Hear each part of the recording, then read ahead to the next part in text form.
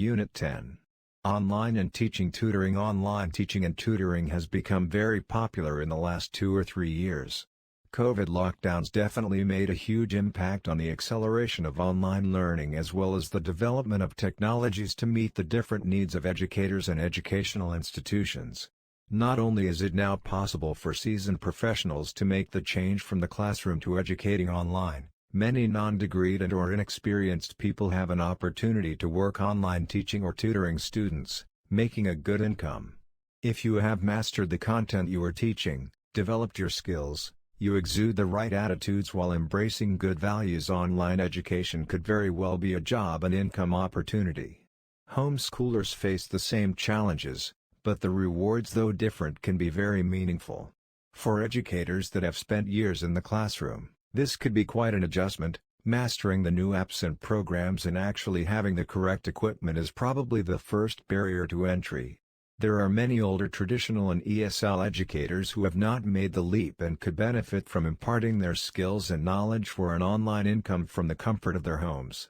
Many tutoring and/or teaching businesses are promoting their TEFL, teaching English as a foreign language, or TESOL, teaching English to speakers of other languages courses to non-degreed and/or inexperienced job seekers as a way of meeting the huge demand of online students. My only criticism is that it's mainly focused on teaching language skills with some lesson planning, identifying learning styles and classroom management skills thrown in. I think as the times are changing, these courses will become more theory-based in order to supplement the demand for skilled online teachers and tutors. Right now you could complete a course online, in person, or have a blended learning experience. TEFL, TESOL courses are a little less regulated than Celta courses. The prescribed hours vary from as little as 20 hours to over 300 hours depending on the course you choose. There is sometimes little or no assessment of teaching practice in some courses. Most courses are taken online or on the weekend. There are some course providers diluting the content and putting the integrity and standards of a certification in question. Some universities would rather offer the Cambridge Celta than their own TEFL TESOL course for this reason. Class numbers, materials, qualifications of instructors are all varied when comparing TEFL TESOL course providers. Luckily, there are a few tried and tested companies that provide quality courses and guidance on online and ESL job opportunities. Most employers require a 120-hour course certificate minimum. You could always add hours to your initial certificate later. Cambridge also offers their Celta course to beginner educators. Completing a Celta certificate in teaching English to speakers of other languages course is a harder task. The Celta course 120 hours is very demanding from an assessed teaching and assignment point of view. Celta is an intensive ESL teaching certificate designed by Cambridge University. There are more required teaching hours for assessment purposes as well, tougher assignments when compared to a TEFL TESOL certification. Cambridge advises candidates to allow for an additional 80 hours of preparation, reading, research, assignment writing, lesson preparation and record keeping. TEFL courses also require quite a bit of preparation. In-person courses normally include lots of late nights, time pressure, stress, but you will probably make friends that you might meet again overseas if you are going to teach ESL.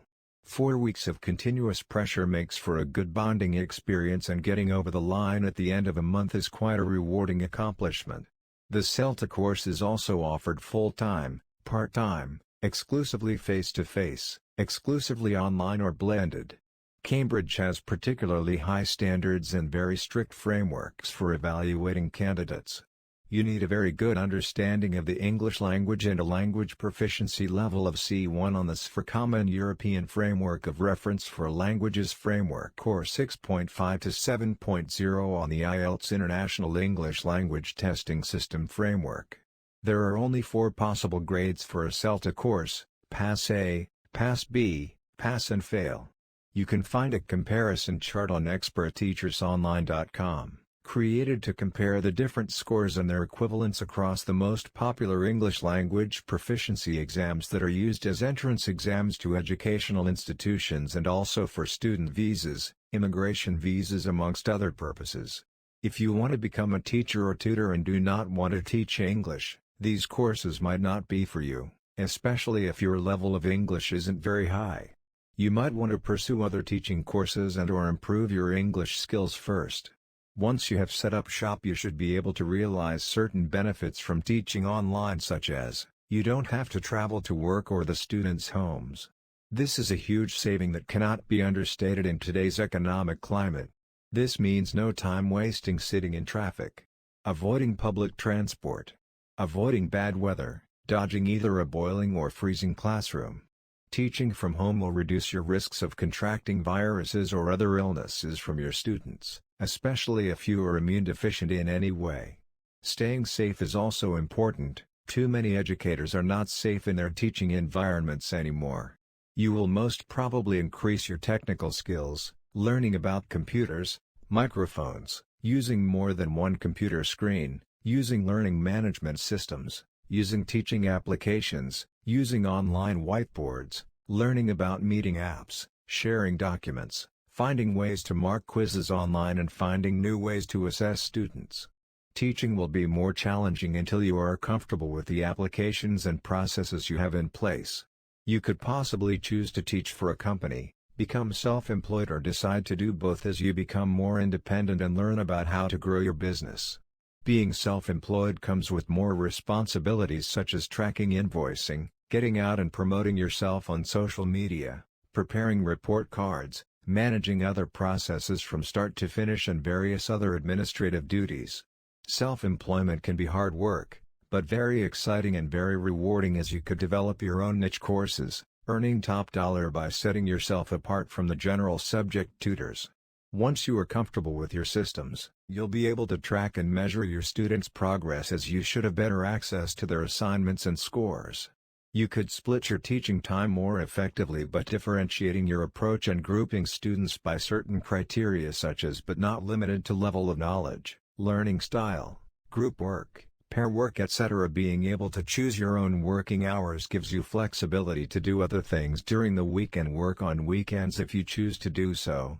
You can plan around attending important events, simple things like banking, even balancing raising children or studying to improve your skill sets, increase your income opportunities and future. Working for a tutoring company can also be beneficial, especially if you are new to teaching. You will have more support, more structure, company-provided textbooks and materials. The company would supply the students, so there's not as much pressure for a new online tutor. The other option is competing with other educators on freelancer websites for the same students. This is a highly competitive market. Please hit the subscribe button for more updates. Thanks for watching this video. More updates. Thanks for watching.